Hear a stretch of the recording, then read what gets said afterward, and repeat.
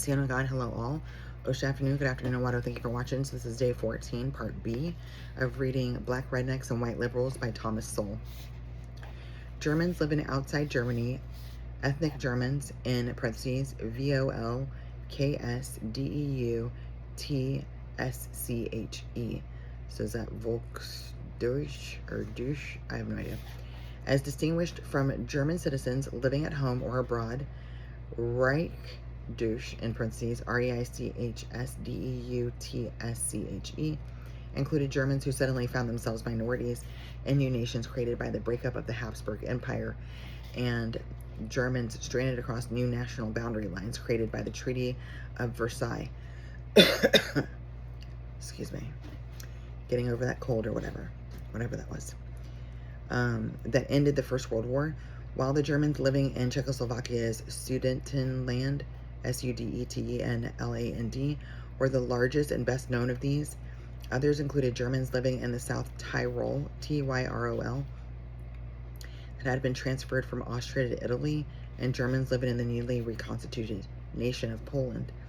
These VOLKSDEUTSCHE faced varying degrees of discrimination from country to country and from time to time, with the discrimination becoming more severe during the Great Depression of the 1930s, when economic opportunities became more scarce for everyone.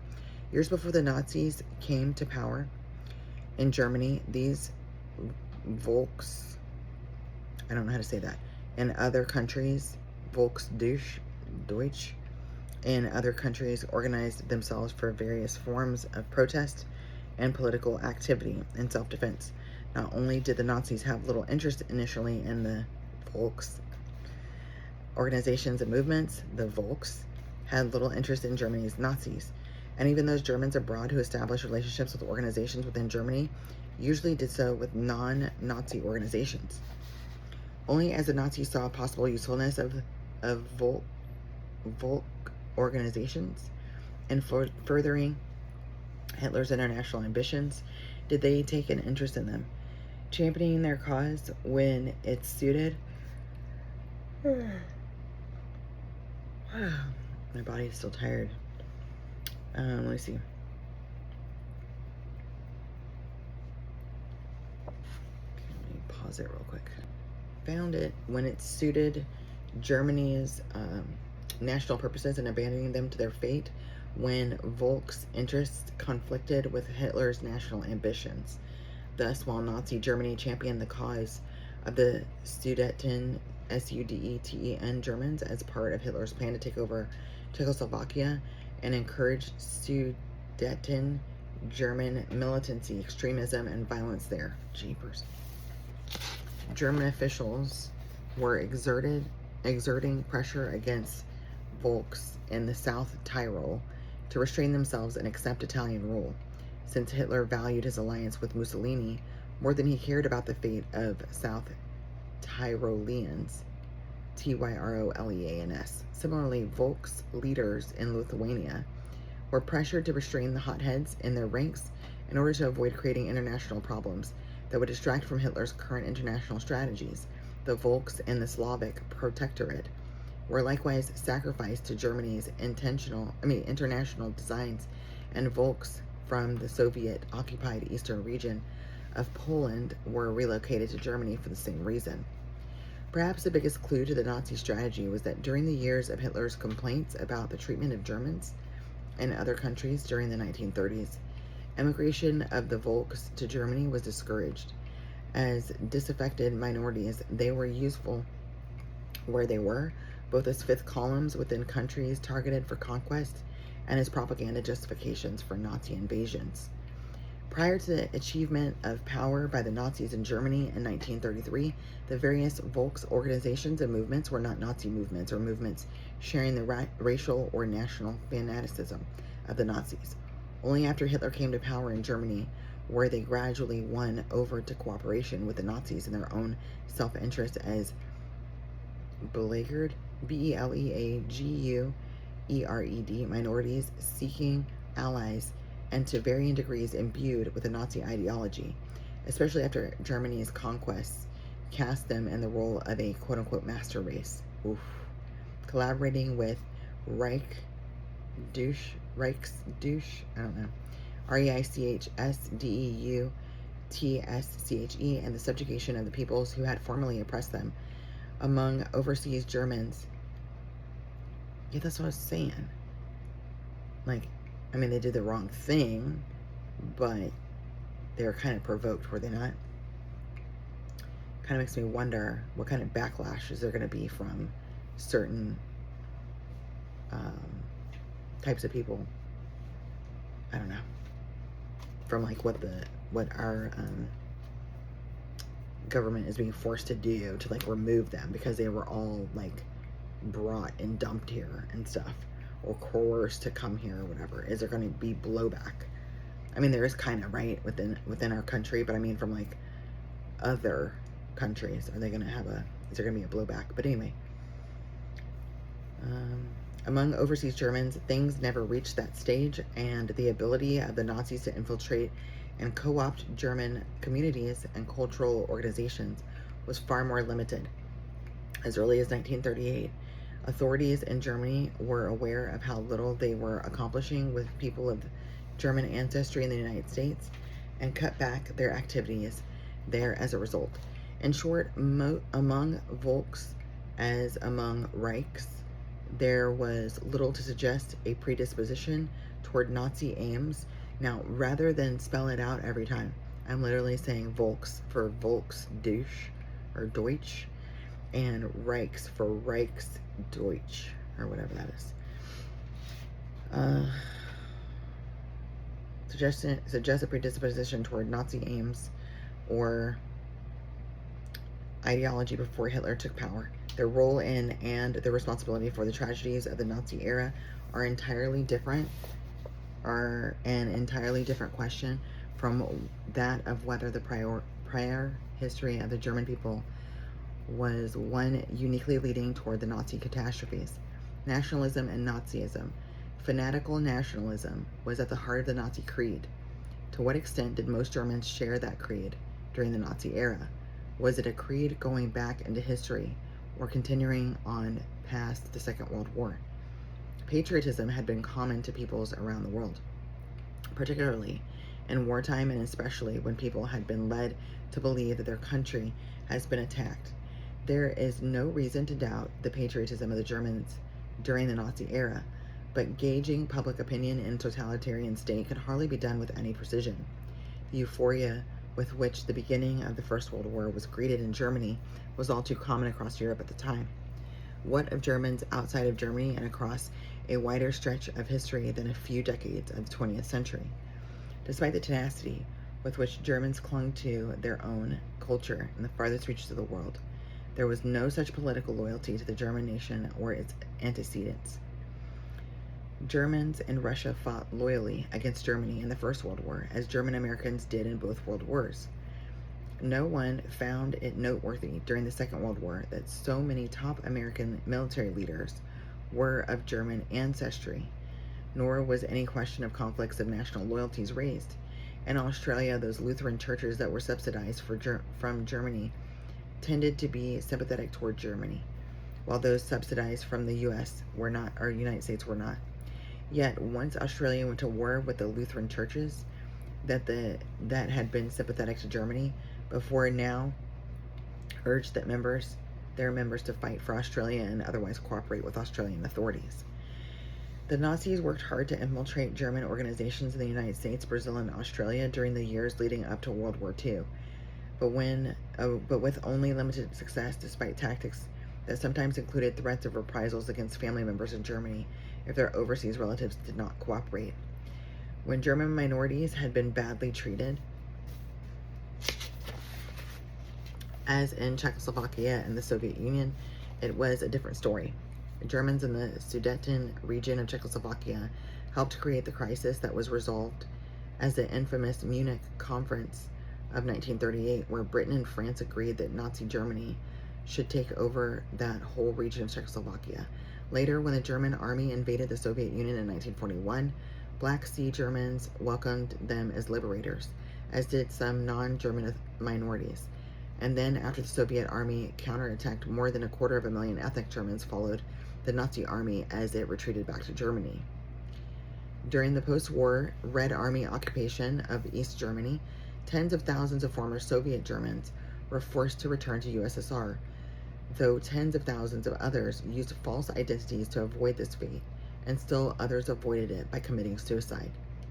During the war, many Germans in the conquered lands suddenly elevated to privileged positions as members of the quote-unquote master race by the Nazi occupiers, collaborated actively, leading to a post-war backlash that led to the expulsion of millions of Germans as mass punishment, irrespective of individual guilt or innocence.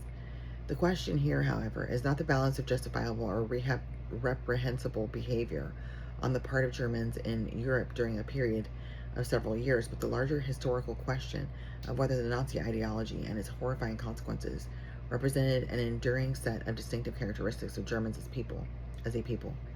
Those Germans living overseas in lands where they had no special grievances and were free to express themselves, showed no such loyalty to Germany as a nation, much less to Nazi ideology, as to sustain a conclusion of indelible cultural characteristics favorable to the values of Hitler and the Nazis. Racial fanaticism. The Nazi amalgamation, AMALGAMATION, of nation and race under totalitarian rule, end quotes, one people, one country, one leader, end quote, led to the horror most unforgettably burned in the history of Germany and Germans, the murder of millions of Jews and others deemed to be of inferior races. Man, was this the culmination of long-standing beliefs and actions of the German people, or a monstrous new creation of the Nazis? In Germany, as in other countries, there were people hostile to the Jews on religious, racial, or other grounds. Nor were these isolated anti-Jewish individuals. There were institutions, movements, and political parties hostile to Jews, sometimes bitterly and venomously so. And these included historic figures from Martin Luther to Richard Wagner, Wagner. But the ultimate question is how all this affected the behavior of the German people as a whole, as compared to other peoples in Europe and elsewhere. Self-aggrandizement and bias against others has been too tragically pervasive. Look, I'm trying.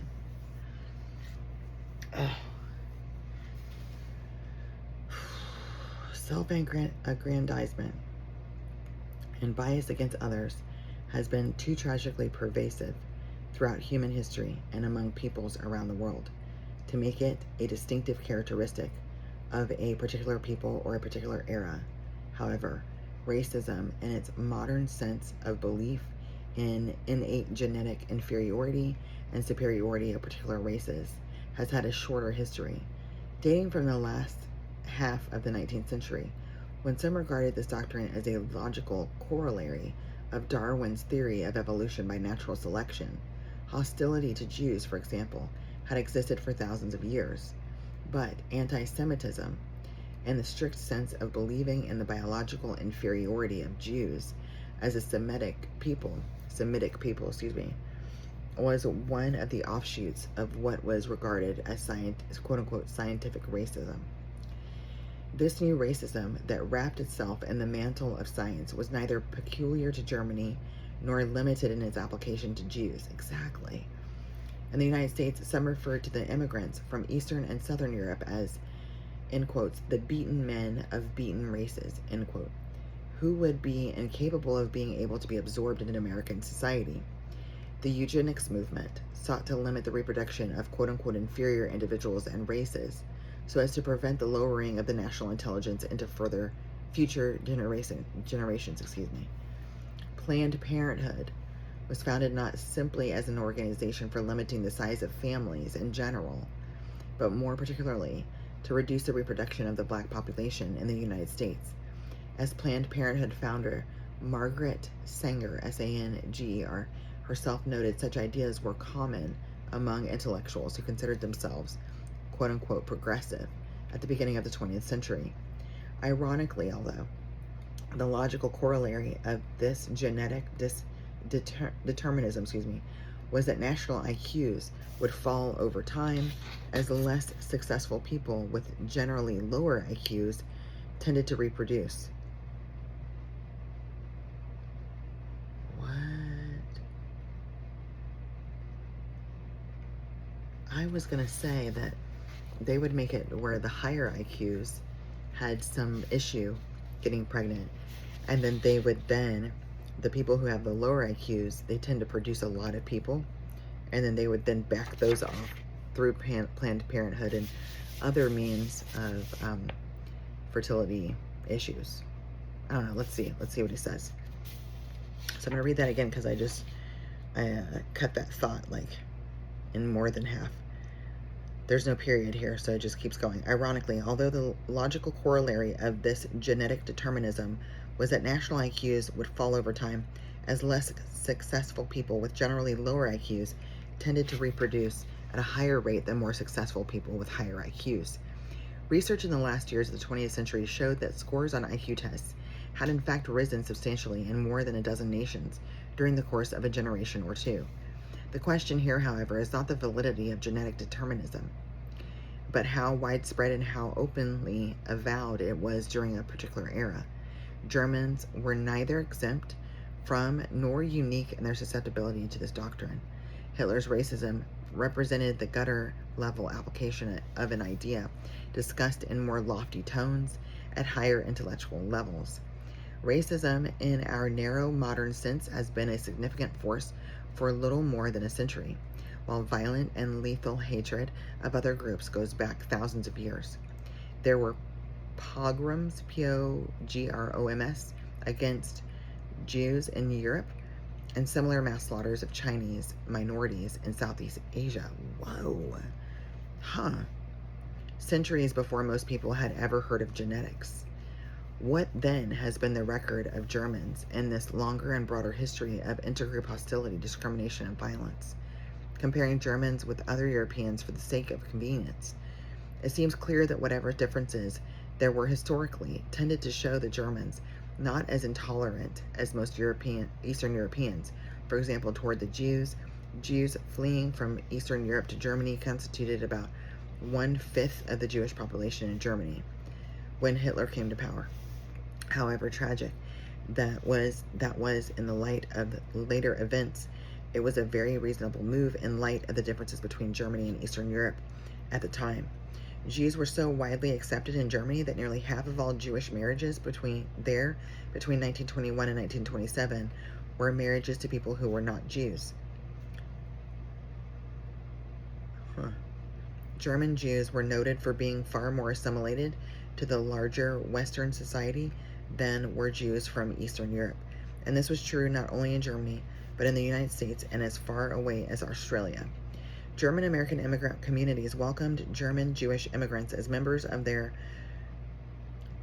Turnverein, Turnvereine, singing groups, and other cultural organizations. 19th century German Jews living in Chile and Czechoslovakia likewise took part in the general cultural life of German communities in those countries.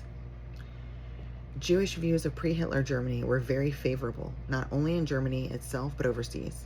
During the First World War, American Jewish publications were so favorably disposed toward Germany that they were investigated and prosecuted for favoring an enemy nation in wartime, leading to the famous, quote, in quotes, clear and present danger, end quote, doctrine in favor of free speech by Justice Oliver Wendell, Wendell, Holmes, Holmes, in cases involving Jewish writers, Abrams, Abrams versus United States, and Schenck, Schenk versus United States.